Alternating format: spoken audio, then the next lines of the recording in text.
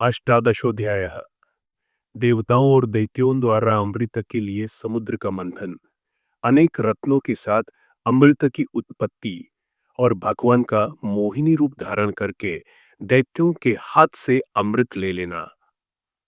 उग्र श्रवाजी कहते हैं, नमस्ते, आप सुन रहे हैं महाभारत भाग 18। देवताओं और दैत्यों द्वारा अमृत के लिए समुद्र का मंथन, अनेक रत्नों के साथ अमृत की उत्पत्ति और भगवान का मोहिनी रूप धारण करके दैत्यों के हाथ से अमृत ले लेना।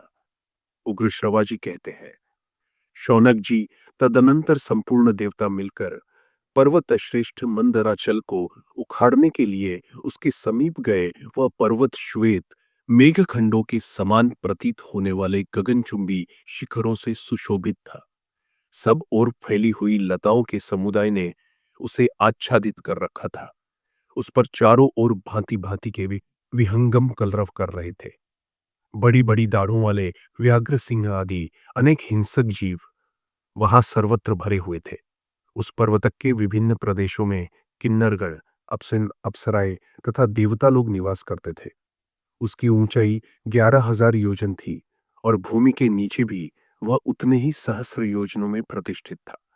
जब देवता उसे उखाड़ न सके, तब वहां बैठे हुए भगवान विष्णु और ब्रह्मा जी से इस प्रकार बोले, आप दोनों इस विषय में कल्याणमयी उत्तम बुद्धि प्रदान करें और हमारे हित के लिए मंदराचल पर्वत को उखाड़ने का यत्न करें। उग्र श्रवाजी कहते हैं, भृगुनंदन देवताओं के ऐसा कहने पर ब्रह्मा जी सहित भगवान विष्णु ने कहा, तथास्तु, ऐसा ही हो। तदनंतर जिनका स्वरूप मन, बुद्धि एवं प्रमाण पहुंच से परे है, उन कमलानयन भगवान विष्णु ने नागराज अनंत को मंदराचल उखाड़ने के लिए आज्ञा दी। जब ब्रह्मा जी ने प्रेरणा दी और भगवान नारायण ने भी आदेश दे दिया, तब अतुल पराक्रमी अनंत शेषनाग उठकर उस कार्य में लगे। ब्राह्मण, फिर तो महाबली अनंत ने जोर लगाकर गिरिराज मंदराचल को वन और वनवासी जंतुओं सहित उखाड़ लिया। तत्पश्चात देवता लोग उस पर्वत के साथ समुद्र तट पर उपस्थित हुए और समुद्र से बोले, हम अमृतक के लिए तुम्हारा मंथन करेंगे। यह सुनकर जल के स्वामी समुद्र ने कहा, यदि अमृत में मेरा भी हिस्सा रहे तो मैं मंदराचल को घुमाने से जो भारी पीड़ा होगी उसे सह लूंगा। तब देवताओं और असुरों ने समुद्र की बात स्वीकार करके समुद्र तल में स्थित कच्छपराज से कहा, भगवान, आप इस मंदराचल के आधार बनिए।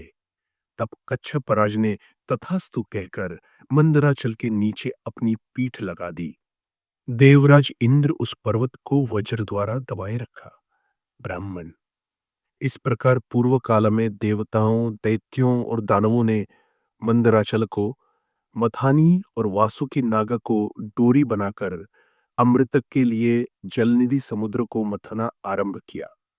उन महान असुरों ने नागराज वासुकी के मुख भाग को दृढ़ता पूर्वक पकड़ रखा था और जिस ओर उसकी पूंछ थी, उधर संपूर्ण देवता उसे पकड़कर खड़े थे। भगवान अनंत देव उधर ही खड़े थे जिधर भगवान नारायण थे। वे वासुकी नाग सिर को बार बार ऊपर उठाकर झटकते थे।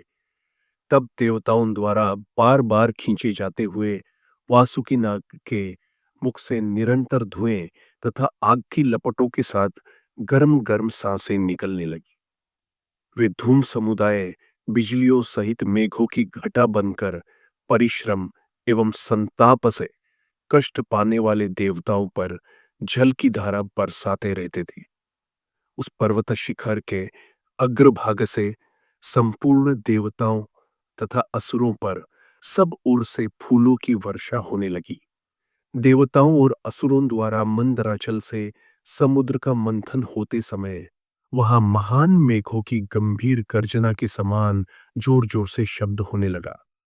उस समय उस महान पर्वत के द्वारा सैकड़ों जलचर जंतु पिस गए और खारे पानी के उस महासागर में विलीन हो गए। मंदराचल ने वरुणालय, समुद्र तथा पाताल तल में निवास करने वाले नाना प्रकार के प्राणियों का संहार कर डाला। जब वह पर्वत घुमाया जाने लगा, उस समय उसके शिखर से बड़े बड़े वृक्ष आपस में टकराकर उन पर निवास करने वाले पक्षियों सहित नीचे गिर पड़े। उनकी आपस की रगड़ से बार बार आग प्रकट होकर ज्वालाओं के साथ प्रज्वलित हो उठी, और जैसे बिजली नीले मेघ को ढक ले, उसी प्रकार उसने मंदराचल को आच्छादित कर लिया।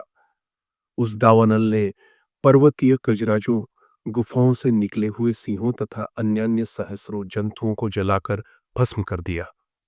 उस पर्वत पर जो नाना प्रकार के जीव रहते थे, वे सब अपने प्राणों से हाथ धो बैठे। तब देवराज इंद्र ने इधर उधर सबको जलाती हुई उस आग को मेघों के द्वारा जल बरसाकर सब ओर से बुझा दिया। तदनंतर समुद्र के जल में बड़े बड़े वृक्षों के भांति भांति के गुंद तथा औषधियों के प्रचुर रस चू चू कर गिरने लगे। वृक्षों और औषधियों के अमृत तुल्य प्रभावशाली रसों के जल से तथा सुवर्णमय मंदाराचल की अनेक दिव्य प्रभावशाली मणियों से छूने वाले रस से ही देवता लोग अमृत को प्राप्त होने लगे। उन उत्तम रसों के सम्मिश्रण से समुद्र का सारा जल दूध बन गया और दूध से घी बनने। तब देवता लोग वहां बैठे हुए वरदायक ब्रह्मा जी से बोले, ब्राह्मण, भगवान नारायण के अतिरिक्त हम सभी देवता और दानव बहुत थक गए, किंतु अभी तक वह अमृत प्रकट नहीं हो रहा है। इधर समुद्र का मंथन आरंभ हुए बहुत समय बीत चुका है। यह सुनकर ब्रह्मा जी ने भगवान नारायण से यह बात कही, सर्वव्यापी परमात्मन, इन्हें बल प्रदान कीजिए। यहां एकमात्र आप ही सबके आश्रय है। श्री विष्णु बोले, जो लोग इस कार्य में लगे हुए हैं, उन सबको मैं बल दे रहा हूं। सब लोग पूरी शक्ति लगाकर मंदराचल को घुमावे और इस सागर को क्षुब्ध कर दे। उग्र श्रवाजी कहते हैं, शौनक जी, भगवान नारायण का वचन सुनकर देवताओं और दानवों का बल बढ़ गया। उन सब ने मिलकर पुनः वेग पूर्वक महासागर का वह जल मथना आरंभ किया और उस समस्त जल राशि को अत्यंत क्षुब्ध कर डाला। फिर तो उस महासागर से अनंत किरणों वाले सूर्य के समान तेजस्वी, शीतल प्रकाश से युक्त श्वेत वर्ण एवं प्रसन्नात्मा चंद्रमा प्रकट हुआ। फिर अनंत किरणों से समुज्वल दिव्य कौस्तुभामणि का उस जल से प्रादुर्भाव हुआ, जो भगवान नारायण के वक्षस्थल पर सुशोभित हुई। ब्राह्मण, महामुने, वहां संपूर्ण कामनाओं का फल देने वाले पारिजात वृक्ष एवं सुरभि गौ की उत्पत्ति हुई। फिर लक्ष्मी, सुरा, चंद्रमा तथा मन के समान वेगशाली उच्च श्रवा घोड़ा, ये सब सूर्य के मार्ग आकाश का आश्रय ले जहां देवता रहते हैं, उस लोक में चले गए। इसके बाद दिव्य शरीरधारी धन्वंतरी देव प्रकट हुए। वे अपने हाथ में श्वेत कलश लिए हुए थे, जिसमें अमृत भरा था। यह अत्यंत अद्भुत दृश्य देखकर दानवों में अमृत के लिए कोलाहल मच गया। वे सब कहने लगे, यह मेरा है, यह मेरा है। तदनंतर अत्यंत वेग से मथने पर कालकूट महाविष उत्पन्न हुआ। वह धूम युक्त अग्नि की भांति एकाएक संपूर्ण जगत को घेर कर जलाने लगा। उस विष की गंध सूंघते ही त्रिलोकी के प्राणी मूर्छित हो गए। तब ब्रह्मा जी प्रार्थना करने पर भगवान श्री शंकर ने त्रिलोकी की रक्षा के लिए उस महान विष को पी लिया। ये सब अद्भुत बातें देखकर दानव निराश हो गए और अमृत तथा लक्ष्मी के लिए उन्होंने देवताओं के साथ महान वैर बांध लिया। उसी समय भगवान विष्णु ने मोहिनी माया का आश्रय ले मनोहारिणी स्त्री का अद्भुत रूप बनाकर दानवों के पास पदार्पण किया। समस्त दैत्यों और दानवों ने उस मोहिनी पर अपना हृदय निछावर कर दिया।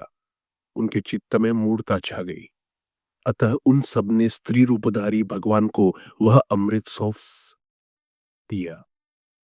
भगवान नारायण की वह मूर्तिमती माया हाथ में कलश लिए अमृत परोसने लगी। उस समय दानवों सहित दैत्य पंगत लगाकर बैठे ही रह गए, परंतु उस देवी ने देवताओं को ही अमृत पिलाया, दैत्यों को नहीं दिया। इससे उन्होंने बड़ा कोलाहल मचाया। इस प्रकार श्री महाभारत आदि पर्व के अंतर्गत आस्तिक पर्व में अमृत मंथन विषयक 18वां अध्याय पूरा हुआ।